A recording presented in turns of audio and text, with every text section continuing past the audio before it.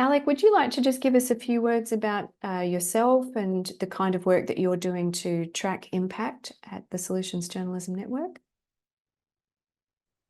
Yeah, hi everyone. While we're waiting, I'll give a brief introduction, which I'll probably repeat once we actually get started. But I work for the Solutions Journalism Network. I'm the impact manager, and my role consists in figuring out what is the social impact of solutions journalism. How does it actually lead to changes in society? That's on one hand. And then on the other hand, we're looking to track the dissemination of the practice of solutions journalism across the industry and what kind of changes it's bringing about within the industry, and notably looking at revenue, which is the topic of today.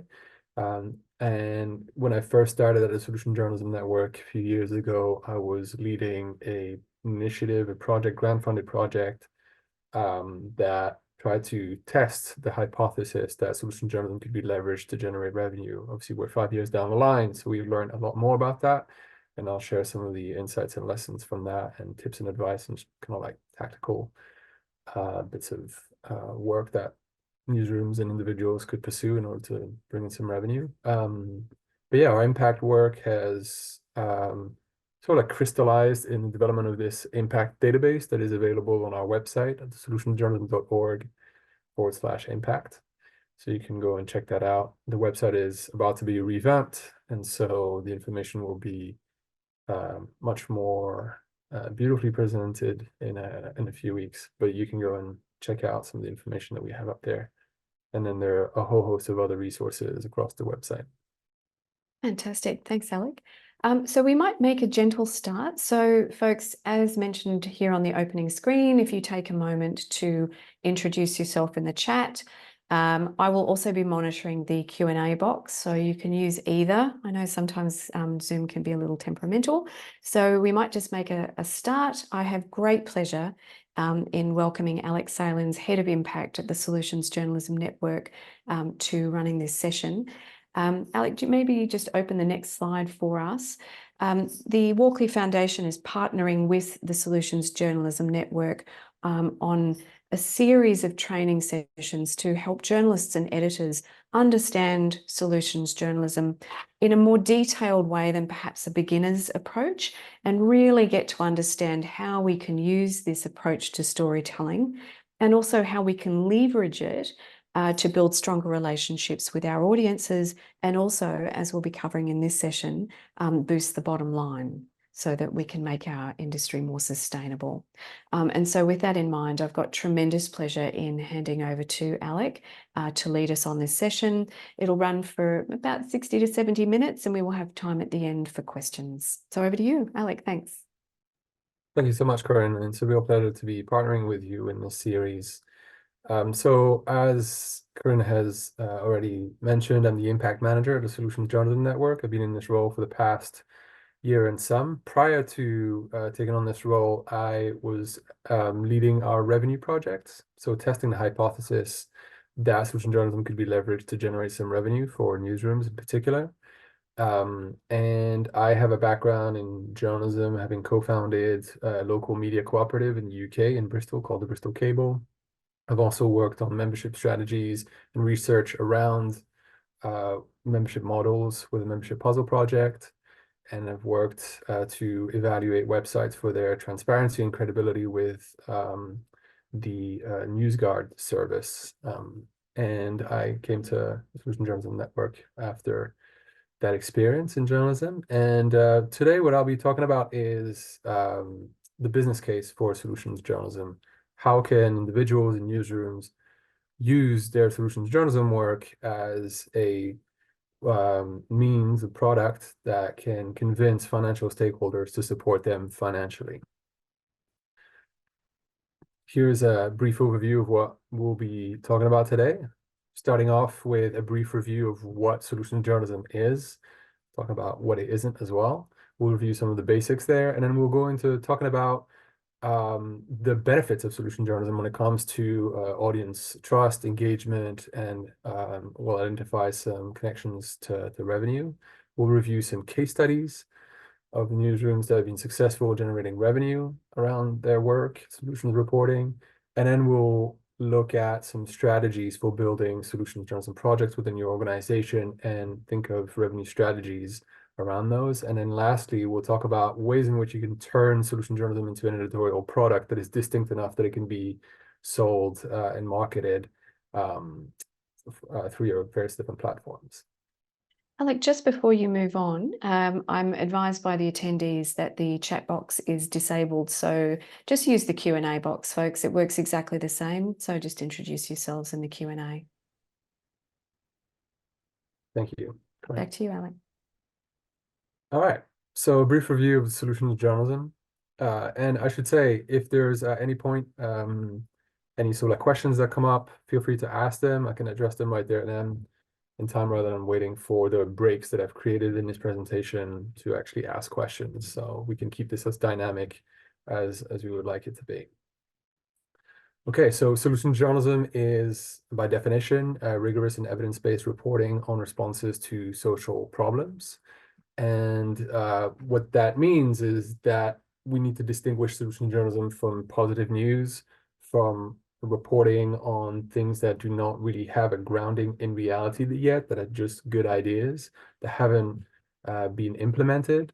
It's also not about sharing good news of the day of someone doing something good as a sort of like good Samaritan would do in society. It's really about examining on a more kind of a systemic level what is being done and in order to address a social problem with some depth. And we get to that depth by incorporating what we call 4 pillars that compose solutions journalism that need to be integrated in any piece of reporting that calls itself solutions journalism. The first one is that we want the bulk of the reporting to look at how our response to a problem works, really in detail. How does it function? How does it get implemented? And we really want to dig into the process. That means that we can get to an understanding of the intricacies of how the response works. And that is, again, the bulk of the story that you'll be producing. We're looking to see some evidence of the effectiveness of the response. And that effectively sort of comes from the fact that something has already been tested and that there is data, whether that is qualitative or quantitative data. That type of data needs to be incorporated in your reporting. And then it wouldn't be solutions journalism without this pillar, and that is the limitations. We're not out here trying to present a silver bullet, any solution that, does not need to be sort of like criticized or could not be improved. On the contrary, there's a lot that can be highlighted about the challenges that our response is still facing in addressing the social problem that it is designed to address. And so incorporating limitations is your way as a journalist to demonstrate that you're thinking critically about what you're reporting on, and you're effectively moving away from doing what some others could see as PR work. And then lastly, the last pillar is the insights. I like to think of that as the teachable lessons. What means that our response is working? What is the secret ingredient in the recipe that means that something is successful? And also that indicate what needs to happen in order for that response to be replicable in another context. So that's what we'll call the insights. Okay, so moving on pretty swiftly, because I know that there was an introduction to solution journalism previously, so I'm not going to dwell on that too much, but I'm going to talk about the benefits of solutions journalism right now. Broadly speaking, looking at some of the research that has been done. And the first place I'd like to land is with the Reuters Institute, the digital report that they produce on an annual basis. And the data here came out from their 2023 edition. And Australia was actually a case study. One of the examples, one of the markets that they looked at. And what they found is that news avoidance remains really high. And this is the continuity from previous years. But looking at the pool of respondents that they surveyed in order to produce this report, what they found with people who are eager to avoid the news, and what they want is that they are claiming that they want some positive news. 55% of the respondents said that, and also they want solutions. 46% said that they wanted that. Exactly how these were defined, it's not too clear to me, but there's a real desire for the news, the reporting to have like a more positive effect, but also to present what can be done about some of the problems that are prevalent in the news. And what that tells us is that there's a real yearning to have a bit of a different paradigm for how journalism covers information. And there is a desire to rebalance the news to basically tell the whole story of what's happening in the world, not just by focusing on the issues, but also what can be done about them. So building on that, there was an interesting study that, again, Reuters, the Reuters Institute published in 2024. And its title was Five Things News Media Can Do to Respond to Consistent News Avoidance. And I'm going to read bits of these two paragraphs. It said, and I quote, "Actionability seems especially important here. And without that link to their lives clearly articulated, many news avoiders saw little reason to consume news that would just upset them. Structuring stories explicitly to highlight rather than to bury or lie how those stories could directly affect audience members' lives and how they might respond would counterbalance that feeling that news is pointlessly negative." So again, this is like research that reinforces the takeaway that there is a real willingness and yearning to see a different type of content put out there that can resonate more with people's lives and sense of agency about what they can do to address the issues that affect them or that they care about because they affect communities that these people care about. So building on that piece of information, here's some additional research that has been done over the years that demonstrates that solutions reporting can have other effects, such as boosting the positivity that audiences feel when they are engaging with solutions reporting. It also gives them a better understanding of the issues. It captures their attention and makes them more focused on what is the prevailing problem, and then look at what it can do to engage with that issue and have a sense of agency again about how they can contribute to addressing that problem. Some research was done by Smith Geiger, a media consultant that studies predominantly like the TV industry and various strategies that could be effective in various TV markets in the United States. And they did some research with us across 6 different markets in the US, basically asking respondents to this study a whole host of questions related to the difference between solution stories and problem-focused stories. And what they found is that solutions reporting generated more trust in the story itself than the problem-focused ones. It also generates a greater sense of connection with the news organization, and we'll return back to that. But there's a sense of trust, there's a sense of loyalty that builds around the consumption of solutions reporting for newsrooms that do produce it and put it out there.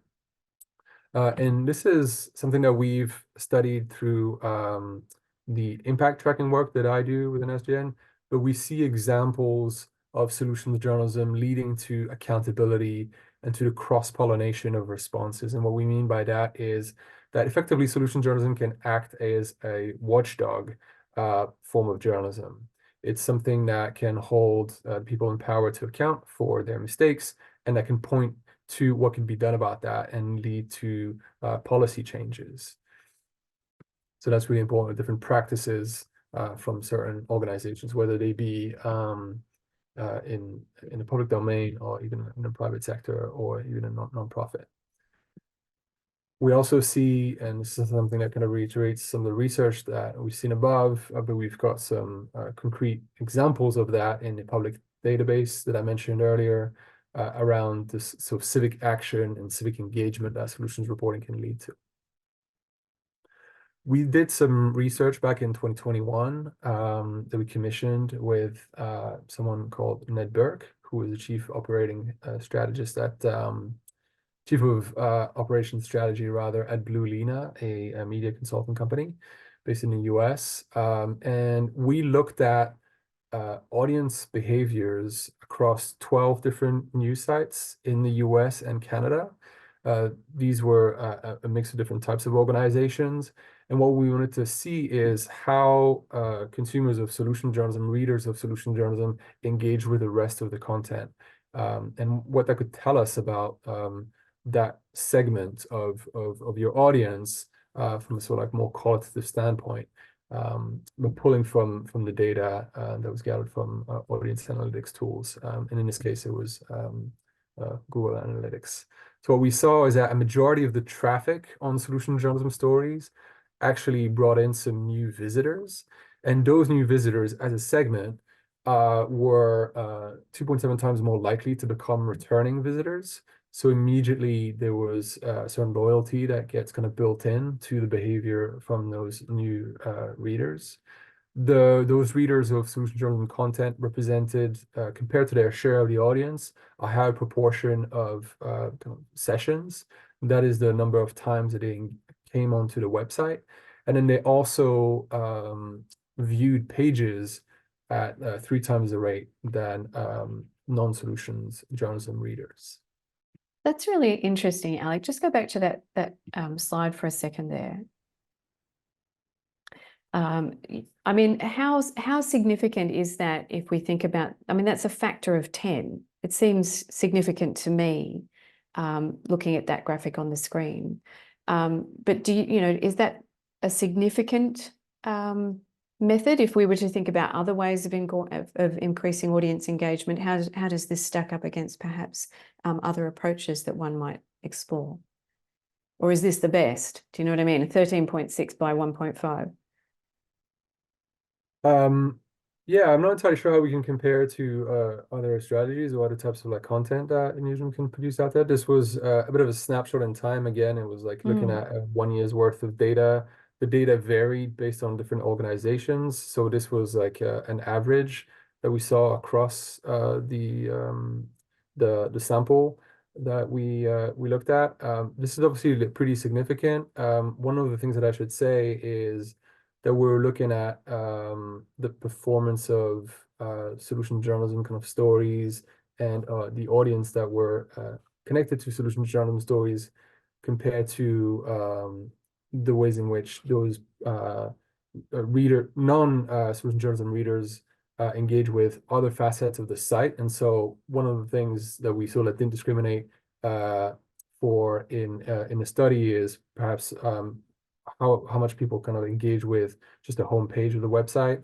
And so, there's perhaps some finer grain research that needs to be done behind this, but this was, pretty indicative of some good trends and some good value behind this type of content. Thanks so much. And folks, just a reminder that you can pop questions into the Q&A box or in the chat box. We've got the chat box set up now that everyone can use it. So if you want to just dig into any of these findings, please feel free to ask.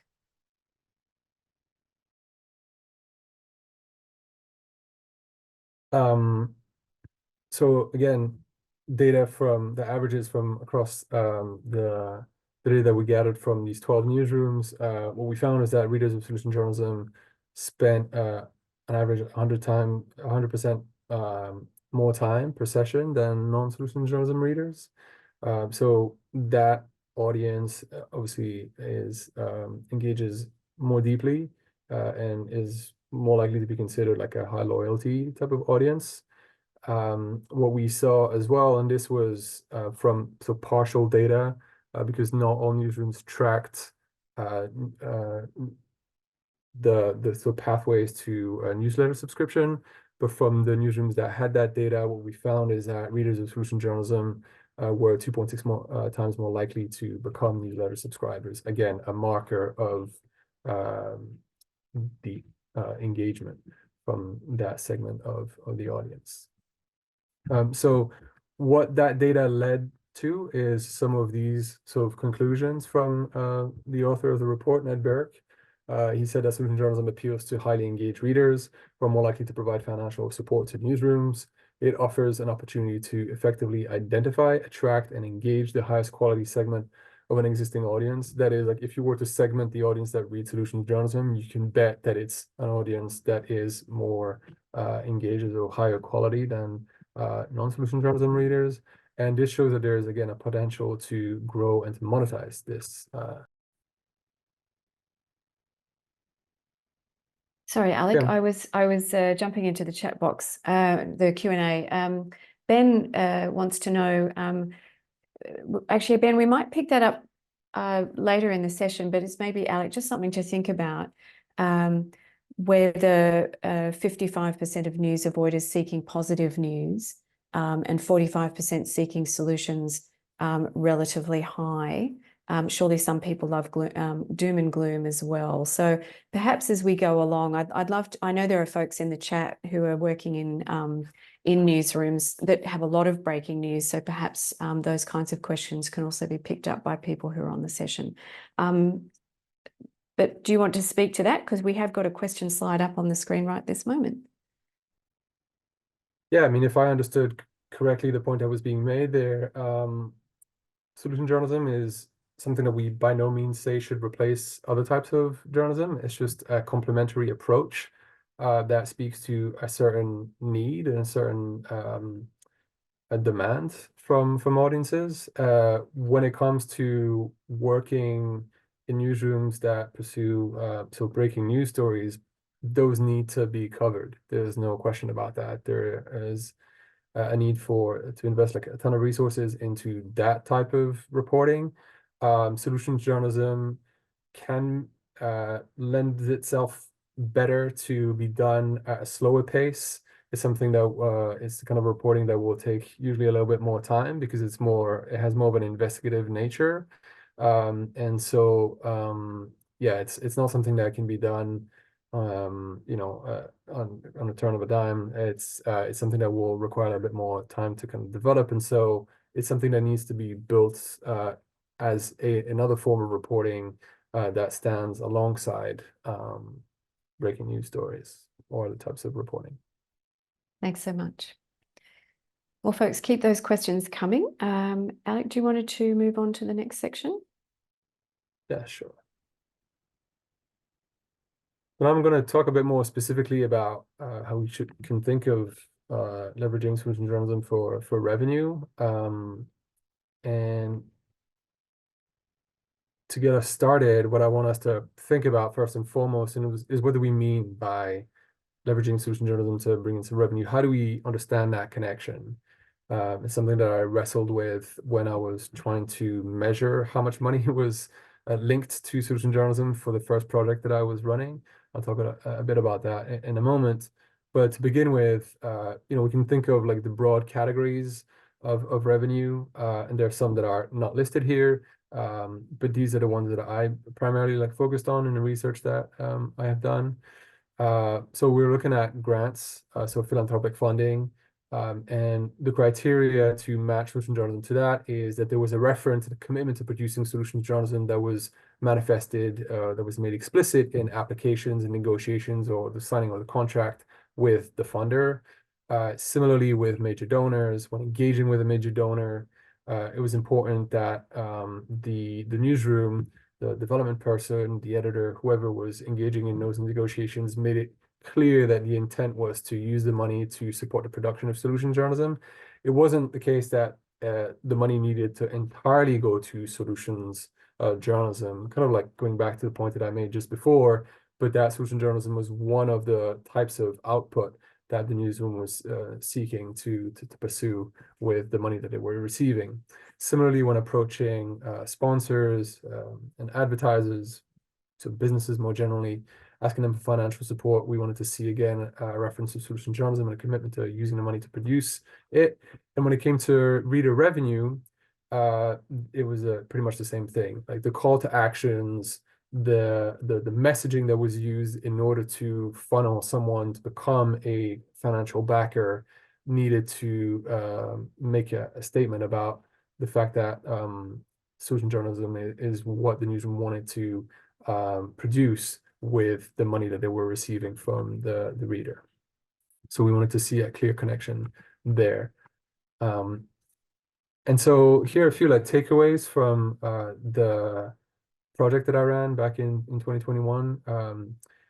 This was distinct from the study that I mentioned before about audience behaviors, but this project also had 12 newsrooms. These were all located in the United States. We had, again, a really broad range of newsrooms. We had legacy publication that had been around since the 19th century, late 19th century, all the way to young startup digital publications, some that were operating in rural areas, some that were operating in urban areas. And again, this was like spread out across the US. And what we found is that at the end of the project, 9 of the 12 newsrooms, so that's 75%, generated revenue linked to solutions journalism based on the criteria that I mentioned before. The total amount of money that was generated was $1.5 million. And in the survey that we did at the outset, at the end of the project, what the newsrooms told us is that they believe that it could use solutions journalism in their pitches to various different financial backers, financial stakeholders to bring in more revenue.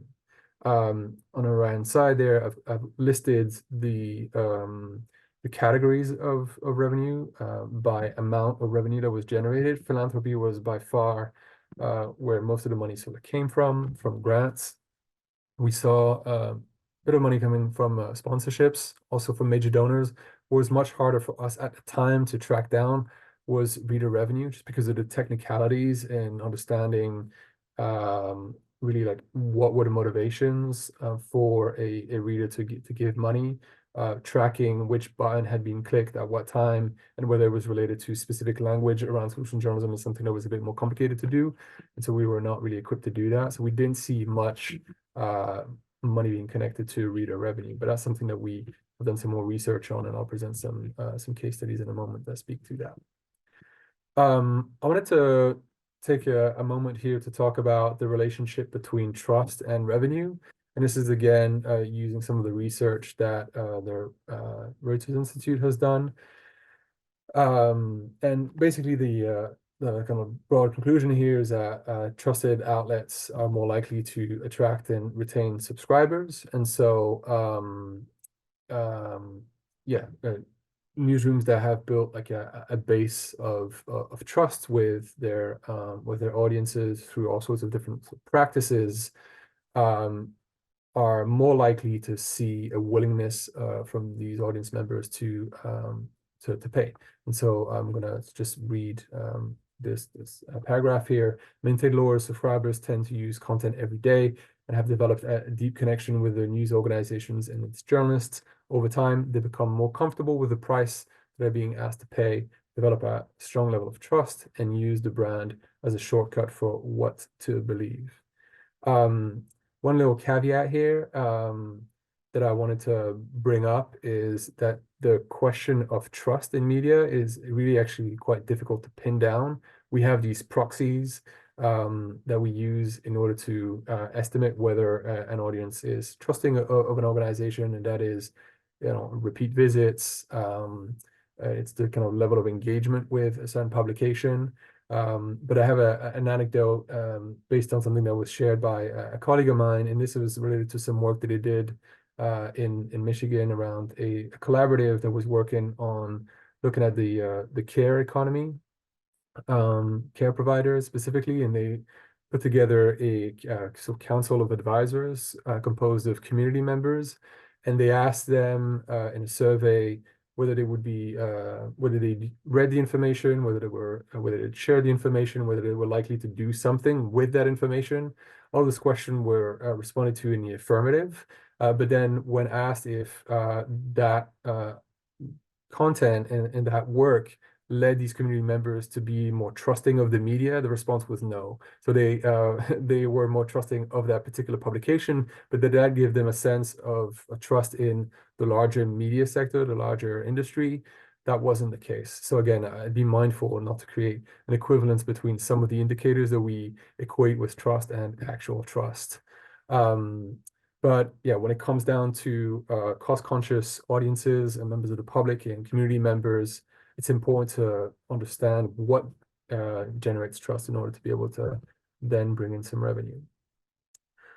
Bringing it back to solutions journalism, here's a comment from Lindsay Green Barber, who is the founder of an organization called Impact Architects. Prior to that, she has done work with numerous news organization and has done since being at this consulting organization, Impact Architect. And um, I asked her some years ago how she understood the response of funders to solutions journalism. And here's what she had to say. There's basically appealing to every funder that she's worked with, especially those that are coming from a programmatic lens or a local community building strengthening lens. So effectively what that means is if you're not asking for operational funding, but you come up with a particular project that it is defined that is bound in a certain like timeline that has like a specific purpose, specific output that you that is geared towards producing some solutions content, and that content is oriented towards strengthening the local community, there's a high chance that the philanthropic backers would provide some money or would be interested in supporting that project financially. So Alec, something that really resonates. just before you move on, I think one of the things to mention is that the Impact Architects organisation will join us for the June session in this series of webinars, which I'm super excited about because they're developing metrics and tools around the metrics that newsrooms can use to begin to measure the impact of solution storytelling and different kinds of storytelling, but for the purposes of this project around solutions. Which is really important because when you do go to a potential philanthropic supporter or a donor or an advertiser or an organization that you want to begin to build a brand partnership with, you've got to have those metrics to hand because they'll want to know what's the dollar value to me in working with you. So we're really excited about that. So sorry to interrupt. Back to you, Alec. No, no worries, and I'll touch on that actually in a second briefly. Here's another comment from Karen Ager, who works for the Endowment for Health. This is a nonprofit organization, a grant funder in New Hampshire in the northeast of the United States. They support projects that examine and try to tackle the social determinants of health, those that adversely affect communities. And she had this to say that foundations never really fund anything forever. But at the same time, she was conscious that you can't just like fund anything for a year or two because systems change takes a long time. And the reason why this is important to keep in mind is because solutions journalism has the potential to bring about that system change, to really sort of like change what is happening in society. When people understand that a response to a certain issue is effective, they're more likely to want to emulate it. And that happens over time. Information sharing, raising awareness is the first step in that. And so if you are pitching solutions journalism as something that you want to pursue with an organization whose mission is to affect change around like a specific issue, you would be able to articulate that solution journalism is a vector in bringing about change by informing communities, by informing community leaders, by informing people in positions of power who can actually affect change. And so tying questions of system change to solution journalism is one way that you could pitch the value of the work to a potential funder. Here is a brief diagram that I wanted to share and sort of like comment on a little bit. It was put together by Sharon Chan at a time when she was working at the Seattle Times. Since then, she has moved to the New York Times. She used to be a VP for philanthropy there, and she now works as a deputy for newsroom culture and careers. But she developed this diagram to show how the work that she did at Seattle Times worked, and that was around the development of what they've called labs, so journalism labs. The first one that they launched was an education lab, and they were one of the first. They were an early adopter of solutions journalism back when the Solution Journalism Network was created back in 2013. And one of the things that she sort of developed is just this approach for how to think about connecting the journalism to um, value for the community, and also to value for potential funders of the work. And so, yeah, the first thing we can debate where to start on this kind of circle, but the place that she sort of began at is thinking about building funding for a journalism initiative. Presumably that is reaching out to initial sort of like financial stakeholders to gauge an interest in supporting a journalism project. And then it would be a case of using that money to put together a reporting team, start producing the journalism. And there is a back and forth going with the community and engaging with the community, both online and offline, that informs the journalism. And the idea is to then track how the community uses the information that is being produced and acts upon it or with it in order to leverage it to affect some change. In the education sector in particular, this led to some changes in policy on a local level. And the idea then is to measure the impact of that, of the work and what happens in the community thereafter. And to report back on that impact and to package that information to something that can then be shared with partners, other community partners, or the financial stakeholders, and then other financial stakeholders in order to then create a pathway to generate some more revenue. So again, Corinne mentioned the importance of tracking impact. There will be a full session on that, but I thought this was important because it does tie to revenue. So being able to tell a story of the impact that you're having through solutions journalism by tracking information and evidence about how your solution journalism is working for the community is really important.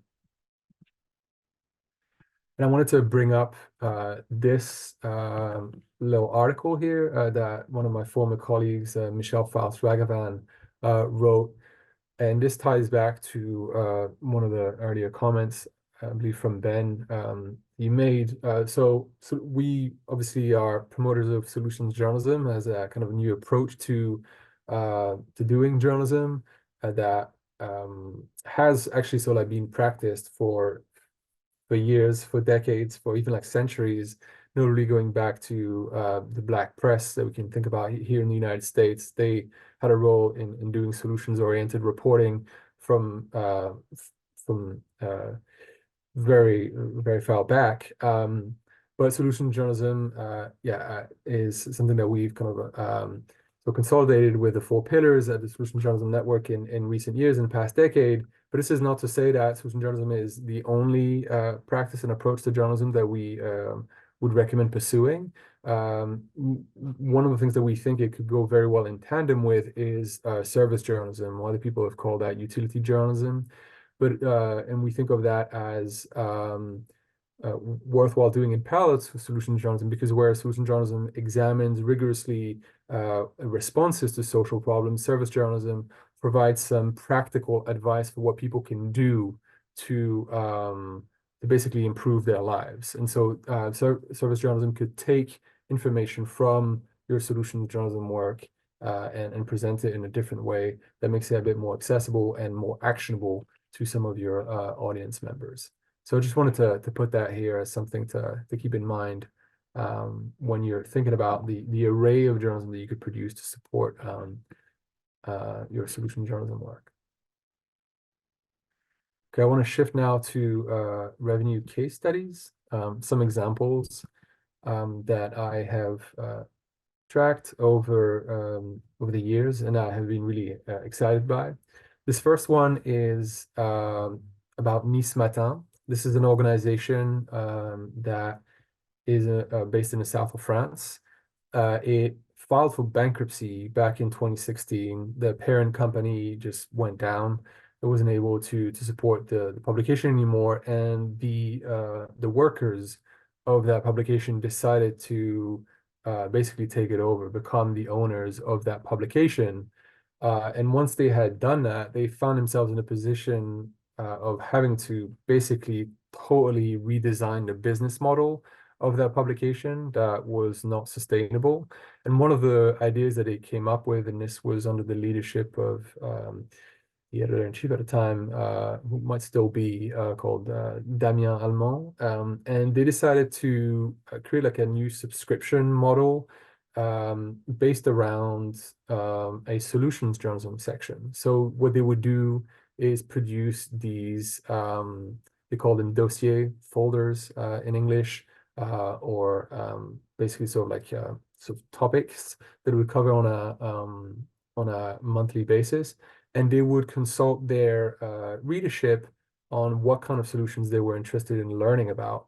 And then they would use that information to go out and do the reporting and publish that, and basically answer the information needs of their readership.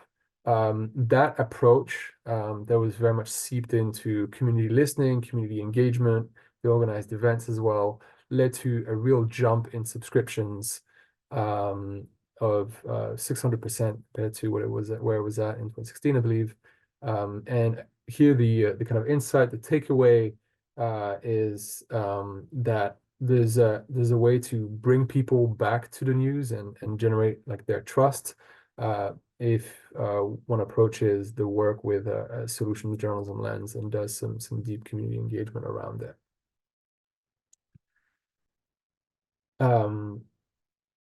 Now, this example, this case study is about the Montana Free Press, an organization based here in the United States.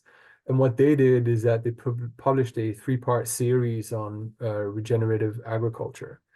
And off the back of that reporting, there was actually a series of a series that was solutions-oriented series. I think the first part was just outlining the breadth of the issues that the agricultural sector was facing, and then they looked at the solution, which was regenerative agriculture, and different examples where that was put into practice. But in the aftermath of publishing that series, they realized that it was really successful, that it really had hit a nerve with their audience. They saw some really good numbers when they were looking at their audience analytics, and they decided to put together a fundraising campaign off the back of it. And what they did is they created a newsletter campaign, and they, ahead of raising money from their readers, they approached a major donor and asked them if that major donor would match fund the amount of money that it would raise. They eventually raised $4,000 from the readership. That was matched by $4,000 from a funder. But here, what they did really well in newsletters is foreground the work that went into the solutions reporting. So the reporter themselves just kind of talked about the research that they'd done, the traveling that they'd done, who they had met, and basically like told a story from behind the scenes about how they did this. And this worked really well. So they managed to raise some money from the readers, existing members as well as the major donor. The next example I have here is from Santa Cruz in California, which is actually where I'm located. And Santa Cruz Local is a digital publication that has been doing some great work for the past few years, and they have a solutions journalism pretty much embedded in their DNA. It's core to their editorial approach. If you were to read their About Us page, you would see that it's mentioned pretty sort of high up on a page as something that they are really intent on pursuing and on doing. They have done a ton of community listening and community reporting around homelessness. And homelessness was a theme that was always coming back as a major issue in the community, in the city of Santa Cruz, as it frankly is all over California. The price of housing is really quite insane out here. But they so they understood that homelessness was a real issue, and they were able to leverage the fact that they had done some deep reporting on that issue to then be able to say that they were wanting to look at solutions. And so they put together a campaign, newsletter campaign, that ran over the course of 2 weeks in July of 2021. and they managed to raise $20,000. And so again, here they launched this kind of time-bound fundraising campaign for work that they wanted to do in the future that would be solutions oriented. And they were able to pitch that and um, basically prop up their legitimacy because of the work that they had done previously on homelessness and on doing solutions reporting on other subjects. And so they managed to raise some money from their members, new readers, or readers that were not members, and then also from some major donors that he had cultivated over the course of several years. And on the right-hand side, you can see there, that was one of their emails that they sent out. And I'll just read one of the paragraphs. It says, this reporting will build on our previous stories and podcast episodes with insight into problems and solutions related to homelessness in Santa Cruz County.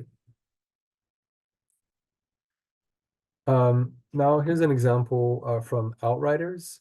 This is a publication based in Poland, in Europe, and they look at global issues and the impact that those are having on the local level, but also what could be done about those issues. And back in 2020, they decided to ask some money from a bank, an international bank, Santander it was. And what they found is that that bank was prepared to provide some money for organizations that would do some research, reporting in topics related to the Sustainable Development Goals defined by the United Nations. And so they put together a package of stories around some of the Sustainable Development Goals, and they were able to pitch that to the sponsor and generate 8,000 euros for it to cover the expenses for reporting on that series. Again, and so the kind of insight here is that basically developing an editorial pitch that aligns with the interests of the sponsor whilst remaining editorially independent. That's really important, is key and can lead to some success. And the idea here is that, well, companies have an interest in having their sort of like brands associated with coverage that isn't just focused on problems, but responses to social issues. And so that's a hook that you can present when pitching solutions journalism to potential sponsors. Now to the original source. This is an organization based in Mansfield, Ohio, which is in the center of the United States.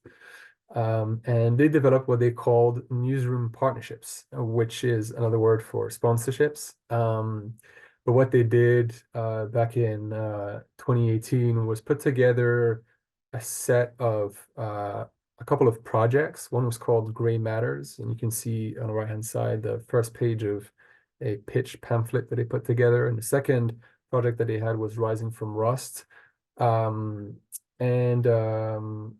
Yeah, what they basically asserted with this work is that they wanted to look at solutions to the various different problems of these two projects. So Gray Matters was looking at the issue of the issues faced by the elderly, and notably like loneliness and health issues. And Rising from Rust was focused on economic regeneration in the aftermath of basically the deindustrialization that happened in the kind of the central part of the United States that affected the region where Mansfield is located. And so in pitching that solutions journalism work, they were able to approach a range of different local community stakeholders. So these were actually the Chamber of Commerce, local businesses, local NGOs, local arts institutions and organizations. And they were able to ask for some money to support the work. The first time they did that, they managed to bring in $67,000 from 22 different sources, and they repeated that process and that approach some years later, and they managed to increase quite significantly the amount of money that they were able to bring in. What I should also say is that in 2020 here, in the calculation, they added some of the money that they had raised from members of the community that also donated. But they have done a really great job of signposting, and kind of marketing their work to community members, to individuals, as being solutions oriented, and therefore bring like a different editorial tact to the kind of information that people could access. And that was hugely popular. And one of the ways that they have done that is, well, through the creation of a vertical on their website, but they've also organized some really great events to engage the community, notably around election times. And they've put together a ton of work using the Citizens Agenda model. If some of you are familiar with that, I'm not going to dwell on that so much, but it's something worth looking out for. And so, yeah, here what they did is that they decided to hone in on making asks to community stakeholders that they knew had a track record of giving and who were receptive to the value proposition that they were making with these reporting projects.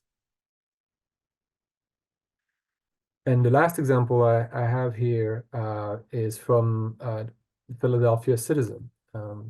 Obviously, they're based in Philadelphia and Pennsylvania in the United States. And one of the things that they have done for years now is put together this event called the Ideas We Should Steal Festival. It's a great concept that basically sees them invite a range of experts, people with experience of working on different social issues. And their criteria in thinking about who they want to invite is who has got experience in dealing with issues that the city of Philadelphia is facing. And they also try and bring some people who have experience working on certain issues that they have themselves reported on in their work and that they have reported on through a solutions lens.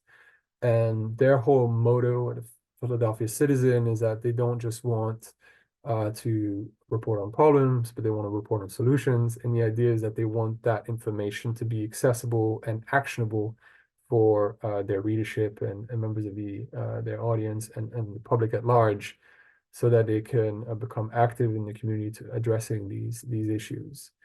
And what you can see on the right-hand side there is part of a pitch deck that he put together to approach a range of different stakeholders or potential sponsors, I should say. And you can also see the range of sponsors that they had. I didn't receive any specific information about how much money they raised. That was non-disclosed. But judging by the kind of sponsors that they have, this would range at the very least in the tens of $1,000s, which is what would be required in order to put together an event of the caliber that they put together anyways. So these were a range of case studies. You'll notice that I did not focus on what I earlier stated was the largest revenue stream, which was grant funding. And the reason for that is because not everyone has got access to the kind of philanthropic landscape that we have in the United States. And so I didn't want to dwell on this. And these are, I think, like pretty concrete examples of some revenue strategies that could not necessarily easily, but that could feasibly be put together by an average newsroom. Okay, and I'm going to take a little break here and ask you all if you have any sort of questions. I haven't really been able to follow the chat because of how much I've been talking. So questions you have for me, or if you would like to intervene and share some things with us, feel free to share some information about some successful strategies that you have used to grow revenue from a specific editorial product, or what you would envisage doing with solution journalism to bring in some revenue. Thanks, Alex. So the chat's actually been quite quiet, which is interesting because I do recognize some of the folks in the chat box. And I know that some of the folks who are here are doing some solutions storytelling this year. So it would be wonderful to perhaps share a bit in the chat if you'd like to. I can also make you a panelist. So if you'd like to speak to the work that you're doing, just pop a note in the chat and I can set that up. But Ben Jelliff has asked, how might an outlet with an extremely large audience determine the solutions that are most relevant to the audience. And not just the current audience, but a broader audience they might hope to reach. So let's deal with that first, because there's a second part to his question, because we're really talking about audience segmentation there. Yeah, absolutely. Well, first of all, I'd like to pitch another session that will be organized in the coming months that will be led by my colleague Alan Arthur, who is an expert in everything that is audience engagement. And he will no doubt have some pretty good tips to share with you. But what I would say to begin with is effectively sort of like looking at what are the main issues that people are facing. And one of the tools that I think works most effectively is using surveys and putting those surveys perhaps on some of the stories that are most read about some of the issues that you're covering. And so those surveys could be embedded in articles, could be promoted on social and other platforms in order to basically sort of glean some ideas from people about what they would like to find solutions for. There is a great tool developed by the organization called Harkin. It's basically a widget, a tool that you can embed on your website that invites people to ask questions that you would answer as a newsroom. So I think that would be a kind of like baseline exercise in outreach. And I presume that the larger the audience is, the potentially the more responsive they are. Now, what I would say in addition to that is that doing some listening sessions would be worthwhile. If there is some reporting that goes in depth on an issue that is affecting a particular community that is emblematic of a larger systemic problem, it might be worthwhile embedding yourselves for a few weeks in that community and doing some some community listening work, some focus groups. And the idea here is that you're not necessarily sort of like reporting, but you're just gathering information to better understand what are the issues that people are facing and what they think might be the solutions. And yeah, and hopefully you can sort of like match the solutions that you're reporting on with what is most relevant to the audiences. Great. We've got a question about whether solutions journalism is being taught in journalism schools to any great extent. Alec, you might be able to speak to that in an American context. Here in Australia, I know that solutions journalism is certainly something that's across the radar of most journalism academics. There is also a branch of what's called the Constructive Institute, which is quite a similar approach to journalism as solutions journalism. So there's constructive journalism and solutions journalism. And I suppose the umbrella organisations for those is the Solutions Journalism Network and the Constructive Institute. And I mention that because the Constructive Institute has I suppose, a chapter or a section here in Australia based at Monash. And the head of that is, of course, Stan Grant. So that's worth having a look at. Do you want to speak to Ayesha's question, Alan? When she says, when I tell people I study peace journalism, their first response is, it's more like solutions journalism. What role do you see solutions journalism playing in promoting peace journalism or vice versa? And how can the two approaches complement each other in promoting constructive dialogue and conflict resolution? I can attempt to answer that question, but I'll return to the previous point Sure. just for a brief moment, and just to say that we have some really great connections with people who teach in journalism schools and who have put together some full courses on solution journalism, some modules, and the interest that that garners from students is huge. I mean, the future generation of journalists coming through are absolutely interested in doing more solutions journalism work, and they've wondered why this industry has not done that more in the past. And so there's a real eagerness for that. And that's also something that can be seeded earlier, as you kind of nodded to in the question. Within high schools, what we have seen is some teachers use some of the solutions journalism content that we have in our solutions journalism tracker. You can check it out on our website. It's basically a database of 15,000 articles that are solution journalism related, and some teachers in high schools and also professors in at university level are putting together elements of the curriculum based on the solution journalism work that is out there, and that does garner some real interests. So, and the last thing I'll say is that in the US, there are 4 universities that have created hubs for the teaching of solutions journalism in their regions, and they collaborate amongst each other to identify best practices to teach about solutions reporting work. If you were to go on our website, I think there would be some information up there. I can also make sure to circulate that through Corinne after the call. Now to the question around peace journalism, I'm not that familiar with peace journalism. However, I do understand it as being an approach that seeks to reduce conflict, the perception of conflict, but also for people who are engaging with information conflict that they are involved in.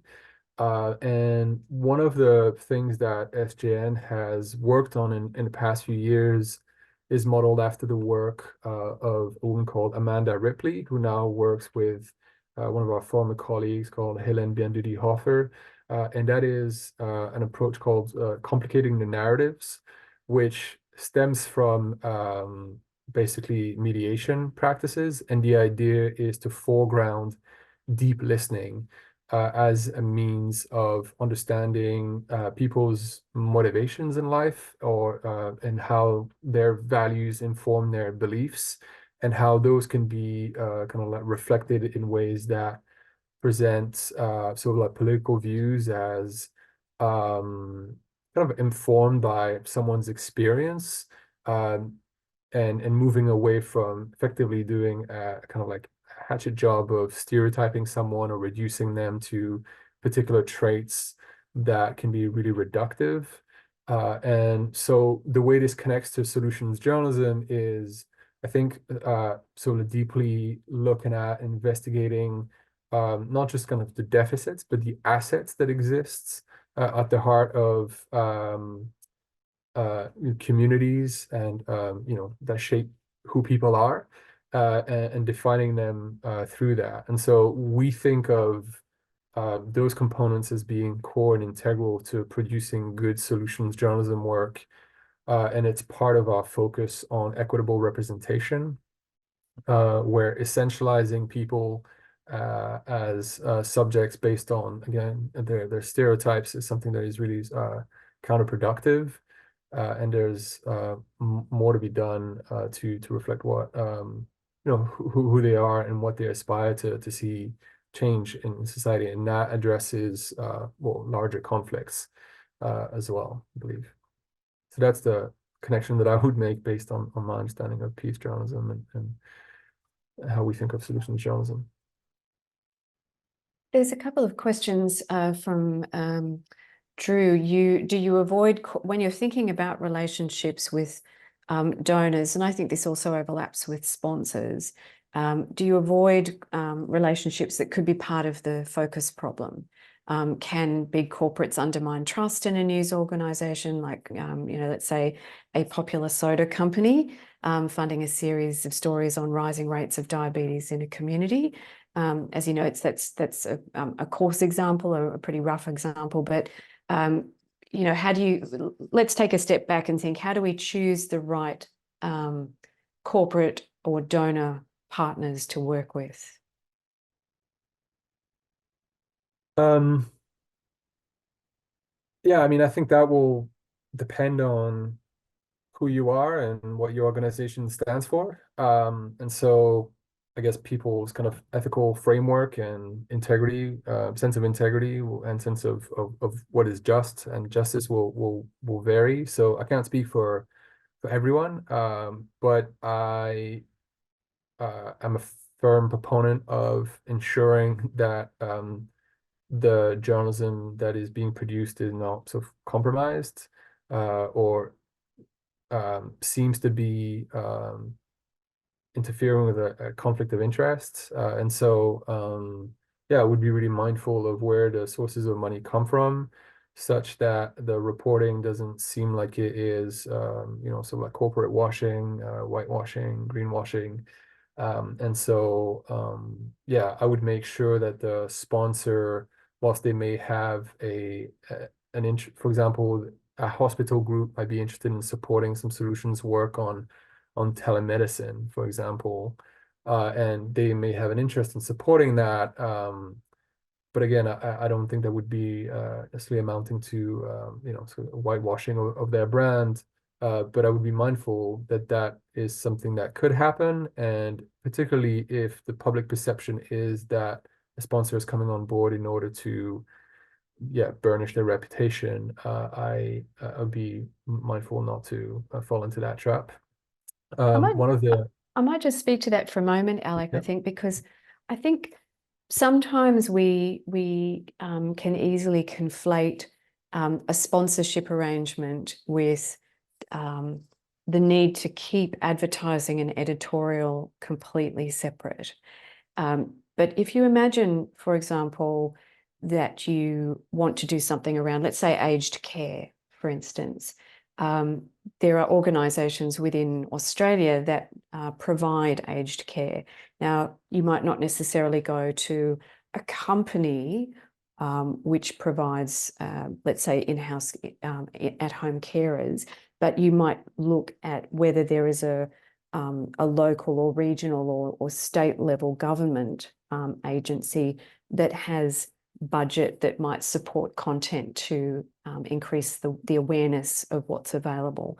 And so, you know, in a product thinking mindset, you're thinking of something that it's like there's a little triangle of win, win, win. So something that works for the audience, something that works for where the funding is coming from, so the donor or sponsor, but also something that works for your brand.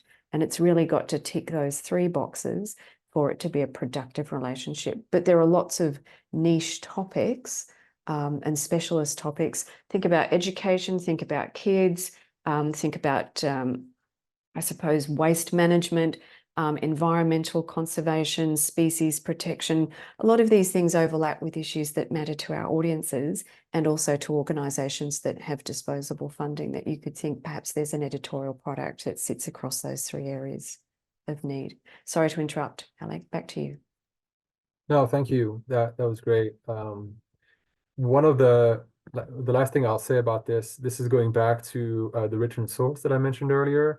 The publisher, Jay Allred, big proponent of solutions journalism, a great person altogether, asks a question to his newsroom before receiving some funding, and that is what makes you feel gross? What would make you feel gross about receiving particular funding? And it's a way of just basically gauging the temperature in the room and people's kind of perceptions within the newsroom about a particular connection to a funder or a sponsor, and giving a chance for people to speak up about what they would feel uncomfortable with, understanding that those people in the newsroom are also members of the community in some ways and have their fingers on the pulse. And so it's a way of, yeah, doing a temperature check as to whether a line has been crossed or not, and whether some of the kind of values that the newsroom stands for have been sort of bypassed or are at risk of being sort of trodden on.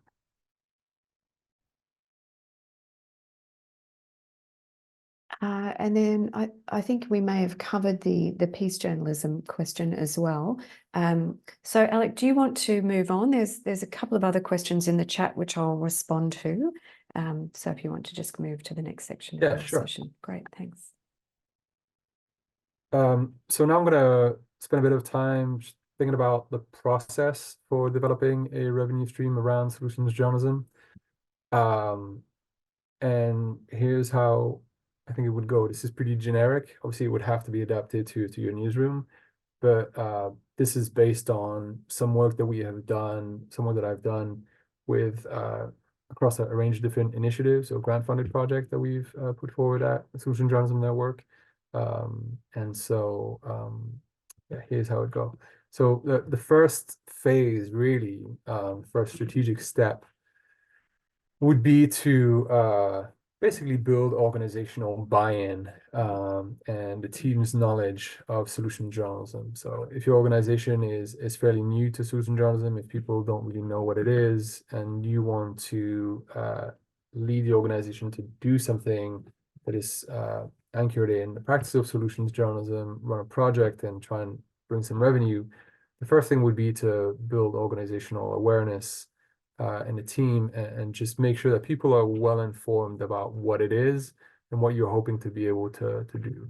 So what I would do in order to get there is put together a project brief. That could be just a one-pager or a two-pager, just kind of outlining some of the key definitions.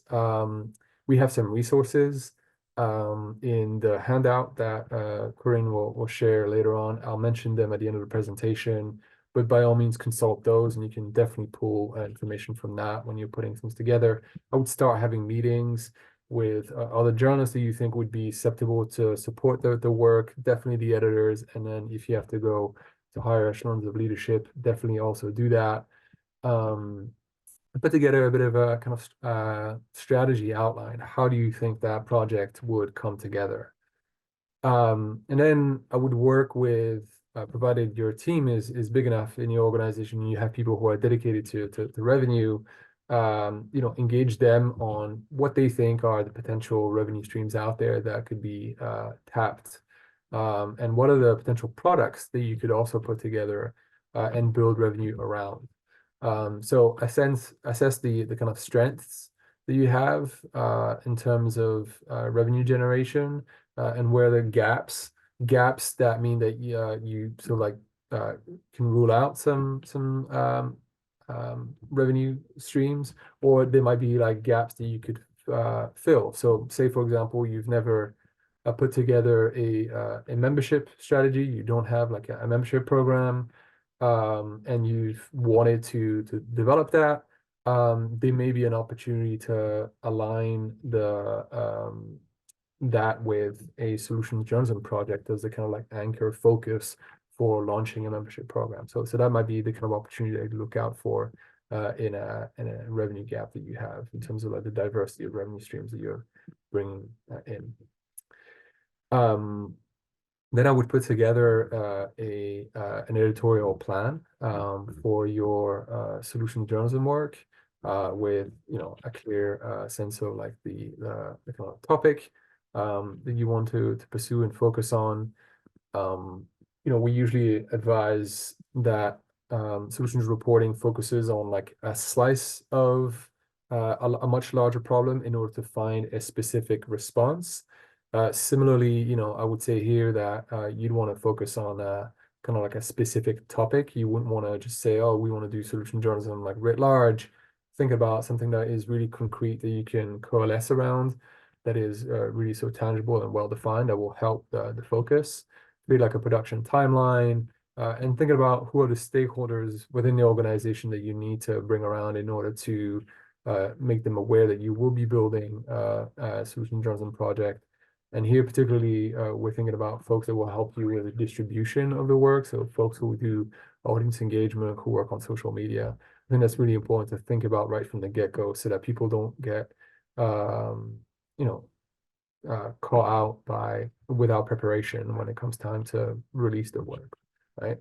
And then one of the things I would advise as well, quite ahead of time, is to think about how you're going to sort of track the impact that your work is having, and also the audience analytics.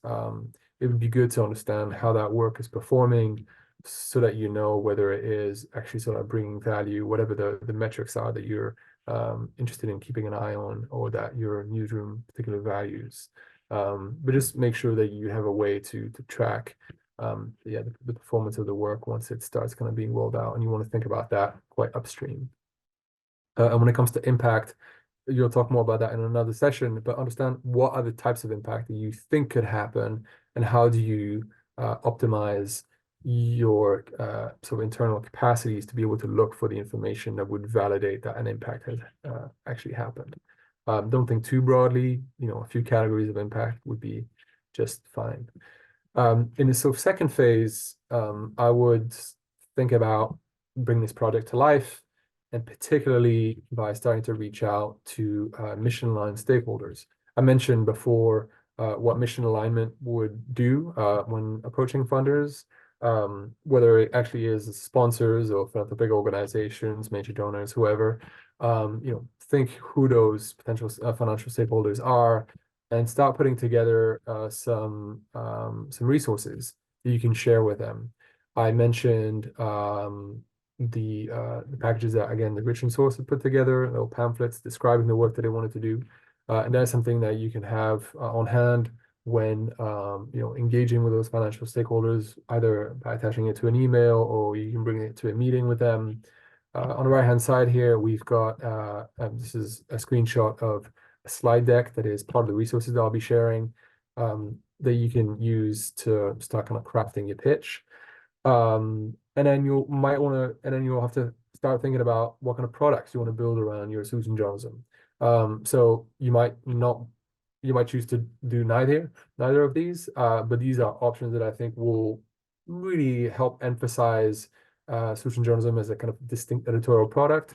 So you might want to put together a newsletter that is dedicated to your solutions reporting work. You might want to create a section of an existing newsletter that is clearly labeled solution journalism and explaining what solution journalism is and why you're pursuing this work.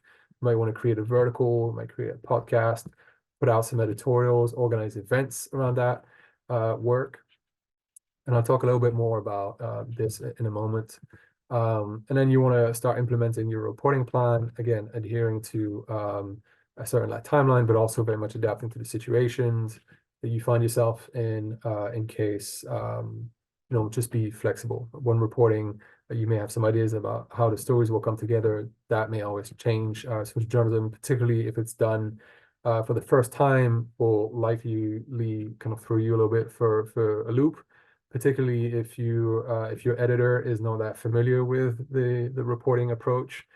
You might have to do a lot of work to explain to them what solution journalism is, and so that will require some back and forth that may impact the way in which you report your stories. But be prepared for that and to adapt.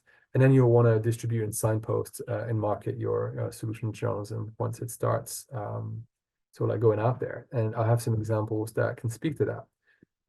Right here. So again, how to present your work as a distinct editorial product when it's solutions journalism. Here's an example from the Narwhal, which is an environmentally focused publication in Canada, based in the western part of Canada, but they report across the country.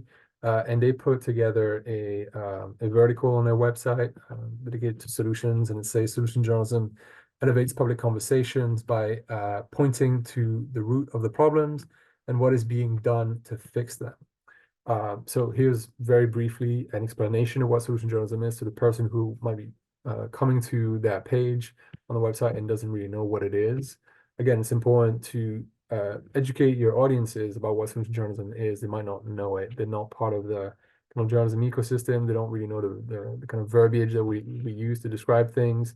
It's important to make clear that this is not an opinion piece. This is not about advocating for a particular solution, which is something that people are quite reluctant to see and find is a problem. Sorry, my dog is going a little crazy over here. And one second. This is past our walk time. Apologies. So this is one way to do it. This is another example of a vertical. This is By the Trace, a publication that looks at gun violence. And so they have a section on their website that isn't called solutions, and I think this is quite important. Whilst it is solution journalism work, talk about it however you think it will be best received by your audiences. So they have labeled it How We Fix This. They also have a newsletter that they've called The Trajectory, that is looking at responses to issues around gun violence in the United States. So that is, a distinct editorial product that is looking at solutions. Here's an example from the Honolulu Civil Beat in Hawaii. It's an editorial that they released last year, I believe. if I remember correctly. Just talking about why they're upping their solutions coverage. And one of the paragraphs states that, they're into investigative and watchdog journalism, in-depth enterprise reporting, and analysis and commentary. But they state quite clearly that in order to achieve that mission, it's not good enough to just point to the problems. It's important to also look at what can be done about those issues. And that's how they basically are bringing their audiences along with them and informing them about the editorial shift that that they have been on and will continue to pursue. So in addition to editorials, as I've already hinted at, we've got newsletters. So you can send newsletters that are just solution journalism content, or you can highlight the solution journalism work as part of existing newsletters. And particularly, you can craft your call to actions to highlight the solution journalism work that you're doing. And this, going back to a question that we had previously from Ben, I believe, can be a means through which you ask for some feedback from your audiences about what kind of solutions they would like to pursue. And this could also be tied in with a call to action that is asking people to become subscribers or become donors. Yeah, those are examples of what I've kind of come to term like signposting, but it's just like marketing work effectively of solutions journalism that I think is important to do, again, to make sure that this approach is not conflated with other types of journalism, and to really make it stand out. Alec, you've already, I think, had an impact if we think about solutions storytelling having an impact. One of the participants on the chat has launched a newsletter and may incorporate a solutions element to that. So it already feels like it's been of use, so that's great. And we're about to be of more use. This is terrific. Yeah, and I see, Alicia, you put that comment in the chat. By all means, please reach out to me once you've done that. Send me a copy of that newsletter that integrates the solutions journalism section. It is part of the things that I collect is examples of how newsrooms and individuals do some signposting work. That is the fourth little tab here that you can see on this slide deck, solution journalism signposting and messaging example deck. It's a deck that is public, and I collect all sorts of examples. So you'll have access to this slide deck, and you'll be able to click onto this link to see the slide deck that I just mentioned. But other resources that you'll be able to see, starting from the left-hand side, is decks that kind of talk about solution journalism that you can use to talk about the value of this work internally and externally. I mentioned a deck that you could adapt in order to make a pitch to a financial stakeholder externally. We also put together a revenue playbook, which has some of the examples that I highlighted today. That was done in the aftermath of that revenue project that I mentioned. And there's some good sort of tips and guidance in there. And there's also that blog post that recaps the research that I mentioned today, Forging a Path from Solution Journalism to Reader Revenue. And then lastly, and I mentioned this earlier as well, but we have an impact database on our impact page of the website. And that includes some anecdotes of newsrooms that have been successful generating some revenue. So we'll be able to see the array of revenue connected to solution journalism that we've been able to track. And with that, I'm at the end of the presentation, and I welcome any questions